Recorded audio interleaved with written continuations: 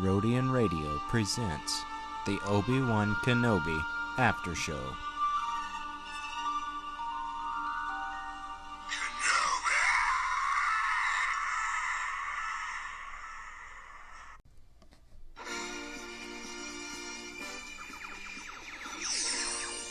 Well, welcome everyone to the first official Obi-Wan Kenobi AFTERSHOW. Boy, do we got a lot to break down. Got some news to cover first, some updates in the Star Wars streaming series world. Got a lot to cover tonight, so we're going to go ahead and get started here. First up on the list, we got our first official look at some Andor. We get the first Andor official teaser trailer, and I'm just going to be honest. From first impressions, it does not seem like a show that I'm going to be interested in, so we probably will not be doing after shows for Andor. We will probably just do a season recap once that show is done premiering. But I did see it is rumored that we will get the first 2 episodes of Andor like we did Kenobi on the same day. We did get some Vanity Fair pictures of Andor, Ahsoka, Mando, and Obi-Wan. Got some Vader shots, some Reva shots. Star Wars Celebration this past weekend released exclusive trailers at the convention itself. First official trailer we had was Mandalorian Season 3, which is scheduled to premiere February 2023. Then we got an Ahsoka series teaser trailer. In that trailer, if you haven't seen it yet, these trailers are not released to the general public. They were Star Wars Celebration exclusives, but we did get our first look at a live-action Hera and Sabine in the Ahsoka series, and Ahsoka looks a little bit different. Her head tails are a bit broader, white and blue, and so we got a little bit of clip of that, and we got some other Clone Wars characters going to be in that show. For example, one of them in the trailer was the droid who helps Padawans build their sabers. And then the other Star Wars Celebration news that we got was some Black Series reveals. We got all the Inquisitors, 4 of the Inquisitors, and in the Black Series. Let's see, what else do we got here? I think that's all the trailers that we got. Oh, we got a Bad Batch Season 2 trailer. That one is scheduled for fall of this year, so fall 2022. Ahsoka is probably going to be summer of 2023. And then right now we have Kenobi, and then Andor will take place August 31st, 2022. So we're looking at Kenobi, then Andor, then Bad Batch, and then probably a break. Nothing during the holidays unless they have something that they haven't released yet, which is off schedule from what they do in the past. But then picking back up in February, we have, Bad Batch will probably run through December. And then picking up in February, we have Mando Season 3, and then probably summer, around May, we will get Ahsoka. We do have some big screen films in pre-production right now. Nothing official yet. I know there is a Taika Waititi film. There's a rumor about a Rian Johnson trilogy that's been floating up and down at Lucasfilm. Other than that, that's all the series news that we got. But we are here to talk and break down the first and second part of Obi-Wan Kenobi. So let's get on to it. Well, ladies and gentlemen, it happened. Kenobi is finally upon us. First 2 episodes. Boy, oh boy, do we got a lot to talk about. Okay, so I'm not here to talk about it by myself. I am here with the one, the only, Mr. Danny Cruz. Hello, everybody. I'm back. Sorry if your audio is a little bit choppy for your listening pleasure tonight, as we had to deal with some scheduling conflicts. I am currently recording in my car, and We've had some technical difficulties with headset problems, but all the fun stuff that happens with the joy of podcasting. But we're not going to let that ruin our Kenobi after show. So we're just going to jump into it here, and we're just going to talk about the good, the bad, the ugly of the first two episodes of Kenobi. So, Danny, where do you want to start? You want to start with the bread and butter of everything, which is Vader? Uh-huh. Or, actually... Oh, I was about to sneeze. Sorry. Excuse me. All right, so let's start with you, Chase. I like to know what you think of it. Order 66. That was the most beautiful scene I've ever seen. It was so cool getting to see a inside view of the temple from Youngling's perspective. The clones, those were actual practical suits. They were not CGI'd. It was just fantastic. I was really expecting to see Anakin at some point. We just chopping down Youngling. Yeah, I was really expecting Anakin to just walk around the corner, but I was also expecting to see Grogu. Yeah, I had that feeling too. But I was happy with what we got. I definitely didn't expect to start off with Order 66. Mm-hmm. And then in the second episode, when I saw the hobo clone, which now we know what happens to them after the stormtroopers took over, they just pretty much were homeless, begging for credits. Yep. Spare any credits. I knew exactly who that was as soon as he said it. Yep. Boba Fett. Yep. I told everybody Boba Fett will be in Kenobi, and it happened. Yeah. But speaking of that, everybody can chill out because all your predictions came true. Darth Maul, Jar Jar, Mace Windu, Yoda, they were all in Kenobi. They were just in the recap trailer. Yeah. We did say Maul was in it. So now you can all relax and enjoy the show. What about you? What grabbed your attention the most out of these episodes?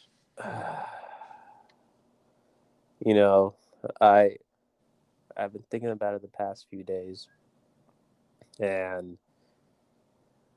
it was just I honestly there was absolutely no moment throughout those two episodes where I got out of my chair or I had goosebumps or anything, because mainly it's what I was expecting of the character, and it was just kind of like an introduction. So I'm just I'm kind of just gonna wait until basically episode 4 to see what happens, because that's how it usually goes. But I didn't get any I didn't get any excitement out of that, because I have a couple issues with certain characters that made it difficult to watch. But honestly, the one character that was the main focus that made it really good, if I had to choose, was Kenobi. Kenobi's character, showing his daily commute from going to work, taking the bus, and then taking his bike home, and then repeating the process Monday through Friday. Monday through Friday, every single day. I thought that was just showed the life after what a Jedi does. Because if you really think about him, he was basically living at the top. He lived in the temple. He served the monks. Sorry if I sound a little muffled or anything like that. Got the Bantha fever over there. Yeah, I'm all good, ladies and gentlemen. I'm all good. But yeah, it's just you show his daily life, and what I liked what they did about the character is that they showed that he was defeated and he just gave broken up. But at the same time, he had to be that way because he was instructed to stay hidden at the same time. But at that, the cause of that is, he's going through depression, PTSD, just no sense of hope. And even though he currently can't protect Luke because he is weak with the Force or distance, he still believes that is his soul mission. Kind of like a soldier who still does his duties after the war is over. You know. Good soldiers follow orders. Yep. So I know you said you had some issues with certain characters, and I'm pretty sure every negative thing that I've seen, 99.9% were all the same thing, and it's about Reva. Mm-hmm. People saying she's annoying, she's just too outgoing. To me, I don't like to put this word in Star Wars, but for me, it feels a tad bit quote unquote woke, Mm-hmm. sort of. And I don't respect at all. It's just, a strong female character that they're pushing to be um, pretty much Vader himself, but in See, female but the version. thing is, like, Star Wars has had multiple strong female characters that, But they didn't force it.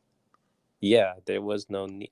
Because honestly, like, right off the bat, like when I saw the intro of Kenobi, that was excellent. You know, like after the whole monologue, that was everything. But then, like, when they on the first scene when they were, um, honestly, not the first scene, but where they were wrapping up with Owen, like, they were interrogating and they cut the lady's hand off. You know. Yeah, and then she just walks up, this man will die. Yeah, and it was just like, I get like what she was trying to do, right? But the other guy basically had it under control. He was like, "You'll be rewarded," Yeah. and then she's like, "Or Let's you'll just talk die." about Sun King. His voice impression for the fifth Yeah. brother is very good because And that's how he sounded in Rebels. by the way, ladies and gentlemen, that is Han from the Fast and Furious series. Just letting you know that right now. Yeah, and the con artist Jedi Kamil Najahani, I think is Mm-hmm. how you pronounce his name. He is from Eternals, if I'm not Okay. mistaken. Mm-hmm. What'd you think about his character? I thought that was hilarious. They wrote that character so good. How Mm-hmm. he's like using the mind. He's got magnets for the Force. Mm-hmm. You know, if you listen when Yeah. he uses the Force to that communicator, you can hear the boop, boop, boop, like the magnet. Mm-hmm. If you go back and watch The Force Awakens when Han and Chewie are throwing detonators on Starkiller Base, it's the Mm-hmm. same sound effect. Nice. I did not notice that.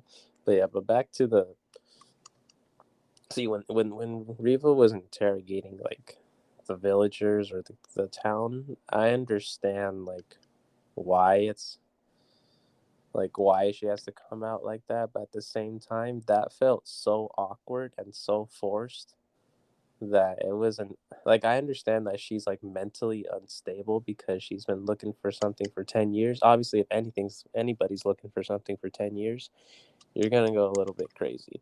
Well, I you can excuse it a little bit because we hear the Grand Inquisitor say she's not. What does he say? Half breed, sort of understand. Inquisitor is the way he puts it. So she's not really full Inquisitor. She was kind of adopted in. But I think her angle of why she's so focused to find Kenobi is I think she's trying to impress Vader. Yeah, And and that and for was her to know that Anakin Skywalker is Vader, that tells you that she knows quite a bit of knowledge that other people don't. mm, And so maybe she's got it in her head if I find Kenobi and bring him to Vader, then I can take the rank of Grand Master or Grand Inquisitor. That's how and I see it. I I understand that like that makes the most sense to me, but if we heard from Hayden Christensen saying this is like the most ruthless Vader we've ever seen, like why would he care even a second about that? He would He literally be wouldn't. like, okay, and then make her go away or pretty much kill her. He Like wouldn't. like Vader would absolutely not care about good job, you got a promotion. Like no, like he's literally the worst boss. Like there's no Speaking of Vader, the one scene of him in the back to tank, I was mm. spoiled before I even watched the episode. I got Oh on YouTube, yeah, and the that's first video that was on my YouTube was mm, a thumbnail of Vader in the back to tank. yikes. So that was ruined for me, but it didn't take away from the moment of me Mm. experiencing it. And he looks pretty buff too, even though you only see He like does. his face and everything, and then like his like I guess his chest. But yeah, like It runs honestly, in the like family, We got Ben Swallow. Ben Swallow, Now we yeah, got Anakin Skywalker. Mm-hmm. Yeah, but overall, like, I don't know. I don't know how I feel about Kenobi so far. Right now, I'm setting my standards really low because I don't want to like hype myself up for something that won't be there, aka the Book of Boba Fett, and like it's very I think they purposely did this with the episodes where they just wanted to introduce, I guess, the world that we already know, but for some people they don't know. So I Yeah. guess that's fair, and also introduce like new characters, old characters, and then like kind of like wrap it up. Like everything that they talked about made sense. Like there was no like, why did they do this? And then, for example, when Riva was like being a straight idiot, and it's because the Inquisitor was because she's reckless. So every Yep. like action that they do, there's a reason behind it, which is a good. That's good. In my They're very opinion, good writing. strategic. Yes, that's good writing. Everything has a reason to it. And I think, I think the dumbest scene, I think the second dumbest scene in the history of Star Wars, besides number one, Book of Boba Fett, with the bike chasing 2 miles an hour, is a little toddler. 2 miles, like bounty hunters trying to chase a toddler. That was like a 3 minute scene that could have been like 10 seconds. Yeah, Disney And had to put their spin on it. also, she's supposed to be 10. She runs like a toddler at 10 years old. Was that Flea That from was Flea. Red Hot Chili Peppers? That was Flea. There we Yes, it go, was. folks. The Red Hot Chili Peppers are now in Star Wars, Mm-hmm. along with Thundercat. Yeah, but yeah, that I thought that scene was a little dumb because it was like they were cornering the kid, and then they just stood there, and then she just kept running like 2 miles an hour. You know, You're one like, thing that I really was worried about is they were going to give Reva more focus than Kenobi. But basing it no, off of these two episodes, I see that they put enough focus on Reva, but it didn't take away the focus from Kenobi. yeah, like how it should. And then at the end, where she's like, "You can't escape," she's just like yelling and hollering. She's not even trying to damage the ship, not even trying to get on the ship. Like it's And like, you know, I oh, always thought that Kenobi knew Anakin was Vader because we see same. him watch the hologram from episode 3 when Anakin is killing people and he hears Sidious call him Darth Vader in the hologram. Mm-hmm. But to me, the way I excuse that is the last time he seen Anakin, he thought he was dead. He's been on Tatooine in solitude for 10 years, so he doesn't keep up with News Channel 5. And Mm-hmm. so he doesn't know that Anakin was Vader. He probably didn't even know that Vader was still alive. Mm-hmm. And so now, when he finds out that Anakin Skywalker is alive, you can see it in his facial expressions that he realizes he's been living 10 years of a lie, quote unquote. Mm-hmm. And with him just reaching out to Anakin through the Force, you know that Anakin is probably livid right now. Yeah. All that did was just make him angrier. Mm-hmm. Maybe that's why Vader kills all the Inquisitors, because he's like, I've been in my back to tank for 10 years, and you guys can't take care of an old man. Wait, no way I thought he was already. There's no way he was in the back to tank for 10 years because literally I'm not right after. saying straight in the back to tank. I'm saying, he's probably got to go in it Uh huh. once a day. Yeah, yeah. Oh, I see what you mean. Okay, because I was like, whoa, whoa, whoa. But yeah, yeah. I, I know I'm sounding like a broken record here, but all right. But let's actually let's address the good stuff. All right, let's address like let's start with you, Chase. Let's think of like what were the best scenes that you believed, or what made the show uh interesting. Let's go with that. Definitely the Vader scene, the Mm-hmm. Order 66 scene, the Hobo Mm-hmm. clone. Hope. Uh, but for me, I just enjoyed seeing Kenobi.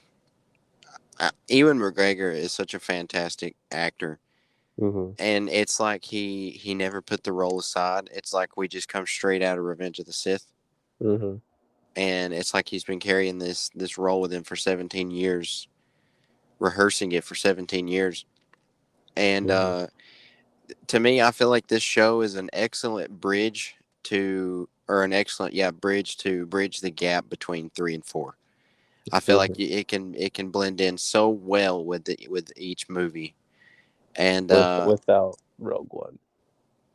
well, Rogue One is a very good movie. I really like Rogue One, but I'm talking strictly prequels to OT. This is the perfect bridge Mm-hmm. to put both of them in. But let's just talk about his Jawa. I love how he's got a side Jawa that he knows on a regular basis, who Mm-hmm. steals his own parts and And tries to sell it back to him. doesn't even clean them. Charges extra. Yeah, I think he was like cleaning cost extra. Jawas, man. Now we can confirm that in all the Mandalorian, Boba Fett, Kenobi, Jawas should be burned at the stake. They are jerks. They are They complete are. jerks. But I only had two problems with these episodes. And Okay. the first problem was uh I really like Reva as a character, but it's like you said, she's trying too hard. I feel like they're kind of going overboard showing it. Mm-hmm. And then the second thing was with Leia. Don't get me Mm-hmm. wrong, I love Leia. This little actress has got Leia's attitude down to the T. It's perfect young Leia. I just feel like they gave too much time to Leia, Mm-hmm. and even though Kenobi with her, I feel like they spent way too much time on quote unquote chase scene Mm-hmm. with Kenobi and Leia. But that's the only two problems I have. Now I have seen one person already say that this show is boring, Mm-hmm. and that just kind of irked me. I'm like, it's 2 episodes. How can you say that an entire show is already boring? Mm-hmm. Well, But we're already that's at about that's about 25%. that's about for me what wraps it up for me. Mm-hmm. Well, on my end, all right, I'm gonna go with the good parts. I think the way how Obi-Wan's portrayed, kind of like how Luke was portrayed as a hermit in Episode 8, was perfect. And that's if Ryan Johnson were to direct a show, he'd be a legend for that. But he just did it at the wrong time and wrong place. And he chose the wrong character to do it. Yes, yes, he did. And yeah, so Obi-Wan, I liked how they portrayed him, like his life is defeated, and then when the Jedi or the the Jedi at the bar, the first scene of the Episode 1, it was like helping the town or whatever. Like when he was trying to ask Obi-Wan for help, like he was just like, nah. And then when the guy was literally like hung in the city, he just looked at him and then walked away. Like doesn't really say much. And a lot of people are complaining that Obi-Wan just stares like 80% of the episode so far. It's he doesn't need to say anything. It's all in his face. You can see that he wants to help, but he can't, and Yes. that tears him apart. And he's broken. Yes. And we are getting Qui-Gon. Why would they even tease his name if we're not going to get him? I don't know. Who knows? But yeah, another positive thing. I think the scene where he went into the middle of the desert, grabbed his little shovel, and found the lightsabers where Ray put them. That we're not talking about this. Yeah, I thought that scene where they dig up the lightsabers. Yeah, let's not bring that in here. But that's about pretty much everything that I had to say about these. So Mm-hmm. we will try to be putting out these Kenobi after shows. That now each episode from here on out will be dropping every Wednesday. Mm-hmm. So we will try to have our after shows out on Tuesdays. That way Yep. you can listen to our episode, get a refresher, and then watch the new episode the next day. Um, but I guess if your conscience is clear, Danny, I guess that's gonna wrap up Oh, our first 2 episodes of Kenobi. oh no, I got a little bit more.